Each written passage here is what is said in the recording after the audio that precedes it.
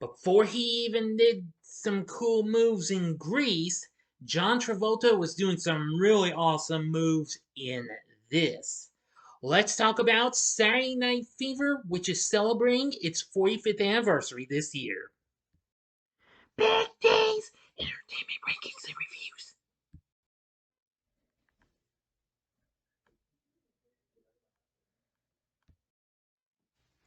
So, greetings, my fellow YouTubers, and welcome to Big D's Entertainment Rankings and Reviews.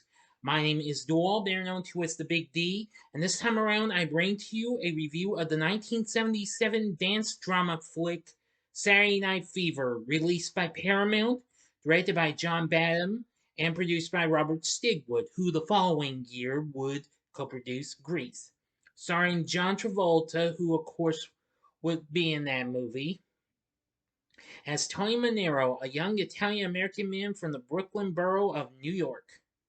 And he spends his weekends dancing and drinking at a local discotheque while dealing with social tensions and disillusionment, feeling directionless and trapped in his working-class ethnic neighborhood.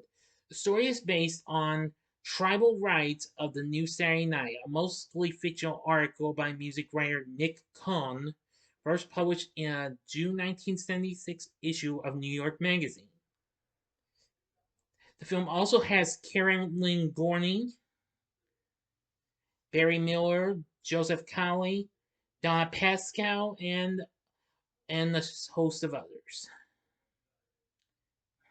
This film was a big hit thanks to its soundtrack done by the Bee Gees and many other prominent artists of the disco era. Now, if you're ready, let's get ready to get into this. Tony Manero is a 19-year-old Italian-American from the Bay Ridge neighborhood of Brooklyn, New York. He lives with his parents, grandmother, and younger sister, and works at a dead-end job in a small paint store. To escape his day-to-day life, Tony goes to 2001 Odyssey, a local discotheque, where he is king of the dance floor and receives the admiration and respect he craves. Tony has four close Italian-American friends from the neighborhood: Joy, Double J, Gus, and Bobby C. A fringe member of his group of friends is Annette, a neighborhood girl who is infatuated with Tony. However, he's not attracted to her. Tony and his friends ritually stop on the Verrazano Narrows Bridge to clown around.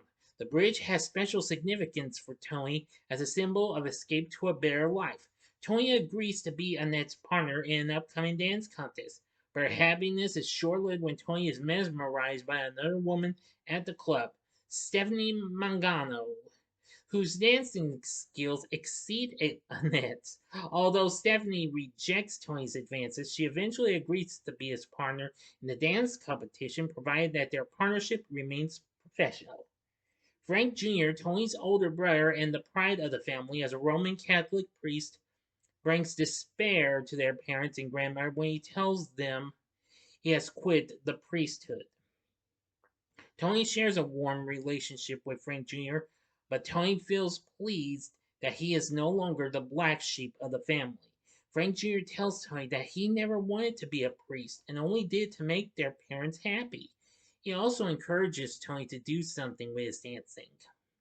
While on his way home from the grocery store, Gus is attacked by a gang and hospitalized. He tells Tony and his friends that his attackers were the Barracudas, a Puerto Rican gang. Meanwhile, Bobby C. has been trying to get out of his relationship with his devout Catholic girlfriend Pauline, who is pregnant with his child.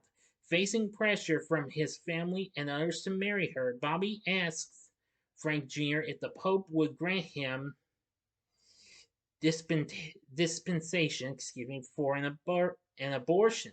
When Frank tells him such a thing would be highly unlikely, Bobby's feelings of desperation increase. Eventually, the group gets their revenge on the Barracudas and crash Bobby C's car into their hangout. Tony, Double J, and Joy get out of the car to fight, but Bobby C runs away when a gang member tries to attack him in the car. When the group visits Gus in the hospital, they are angry when he tells them that he may have identified the wrong gang. Later, Tony and Stephanie dance at the competition and end up winning first prize. However, Tony believes that a Puerto Rican couple performed better and that the judge's decision was ethnically motivated. He gives the Puerto Rican couple his trophy and award money and leaves Stephanie. Once inside Bobby's car, Stephanie mocks Tony and tells him she was using him. Tony tries to rape Stephanie, but she resists and runs from him. Shame, shame, shame. All right, now for the ending. As always, you know the procedure for my reviews of classic movies or recent films and why not counting the newest ones. You have 5 seconds to sub this video. Go to the description box below and fast forward to the time below. If you've seen the movie already, please continue.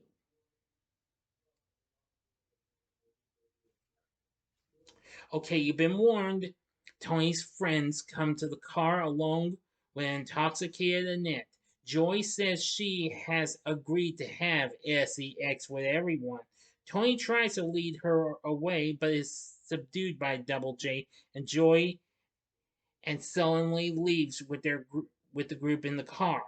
Joy has SCX when in the backseat of the car. After Joy finishes with Annette, he switches places with Double J, who then proceeds to rape Annette despite her loud protest.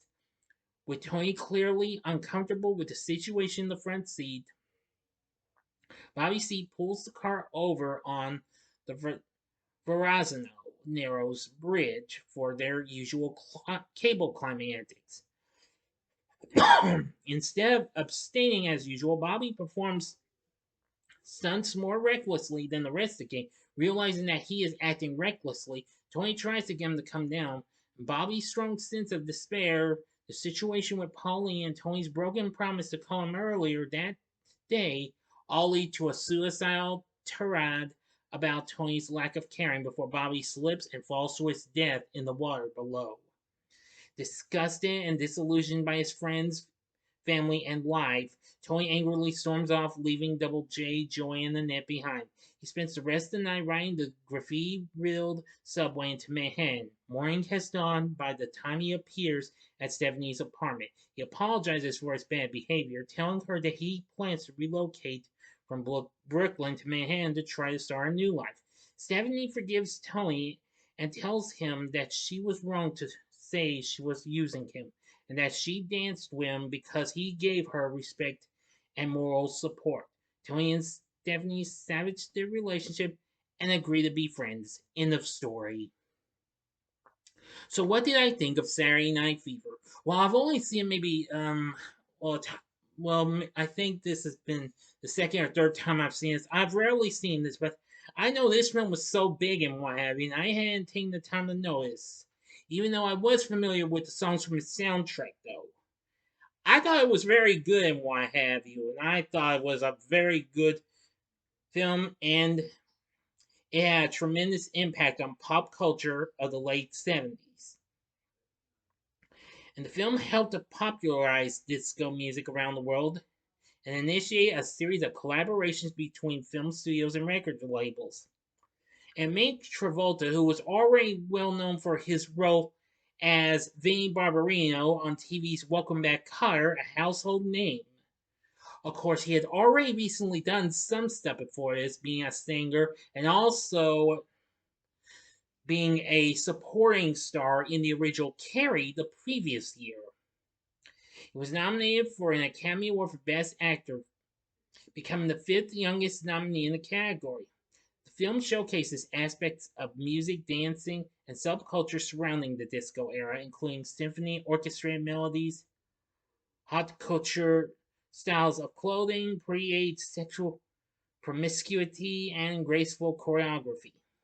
The soundtrack to the movie, featuring disco songs by the Gibb Brothers, who I'm sure you know they are the Bee Gees, is one of the best-selling soundtracks in history. Now, 6 years later, Travolta reprises his role of Tony for a sequel called Staying Alive. I haven't really taken the time to watch that, considering it was dissed by critics, despite it was a big success, though. Now, I like the performances from the cast. John Travolta was absolutely great as Tony, and Karen Lynn Gorney was really good as Stephanie. Barry Miller played Bobby C. Joseph Colley played Joy. Paul Pape as Double J, and Donna Pascal, who I was familiar with her because a few years later she went on to play the title role of TV's Angie. And of course, I mostly knew her best as the mother to Evie Ethel Garland on TV's Out of This World. And she plays Annette. The rest of the cast is really good too. I will say, if you watch closely, you'll actually get to see a young Fran Drescher in it. Yeah. Anyway, the film was released on this day, December 14th, in 1977. Henceforth, today's the 45th anniversary of the film. Now, aside from the Bee Gees, David Shire did also worked on the music for the film. He did an exceptionally good job. Anyway, the film was so big, it went on to make 237 million worldwide. And it got tons of good reviews. Rotten Tomatoes says it was boasting a smart, poignant story, a classic soundtrack, and a star-making performance from John Travolta. This film ranks among the finest dramas of the 70s. Yeah, I agree. I think this was just so incredible. Now, of course, its soundtrack released on Stigwood's RSO Records became a big success. Mm-hmm. Now, of course, the soundtrack featured the Bee Gees performed some big hits that were big, including "Staying Alive," which I know y'all are familiar with that one. "How Deep Is Your Love?" That was another popular one, and "Night Fever." Of course, they also include some previous songs from it, including "You Should Be Dancing" and "Jive Talking." Let's see, and there was even some other songs included on there. From Casey and the Sunshine Band, their song "Boogie Shoes" was also "Cool in the Gang," and with Von Elman performing a song that, well, two of the Gibbs brothers wrote called "If I Can't Have You," which I'm sure y'all know that one too. Anyway, there was even well, they weren't in the soundtrack, but they were included in the film though. Rick Dees, who of course was big with his weekly top 40 radio program, his songs "Dr. Disco" and "Disco Duck" were featured in the movie, but they weren't featured on the soundtrack. But even so, Saturday Night Fever is so awesome. From what I've seen, I like it now. So anyway, it has a great story, great soundtrack, great cast and characters, and all that jazz from what you could get. So overall, would I recommend Saturday Night Fever? The answer is hell yeah. Definitely look into this. Now, a couple years later after its release, Paramount actually released a special family friendly version, a PG rated version, where at some screens it was paired with Grease. And the PG rated version was cut down by 7 minutes. The original R rated version was 119 minutes, so just missing it by 1 minute. It was 2 hours. And then it was toned down to 7 minutes for a PG rating, so that teenagers could go and see. Anyway, then in 2017 there would be a special director's cut, which was 3 minutes longer than the original version, and got released on 4K HD.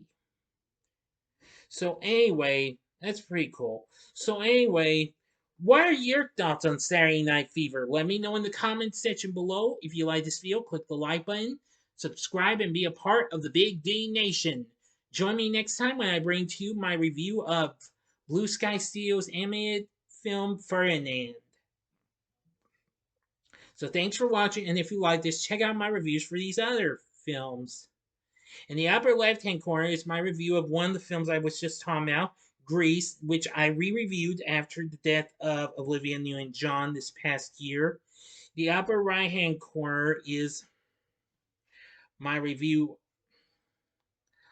of an of another dancing type film, and that would be Dirty Dancing, which came out a decade later after this. Or or if you would like something different, go to the bottom left hand corner. This could use more than just a measly view. This has only got a measly view since I put up. See my TV log of the show one of the shows that Pascal was in after this. I was talking about, and that would be the underrated 80s sitcom Out of This World. And the bottom right hand corner is the button you can click to subscribe.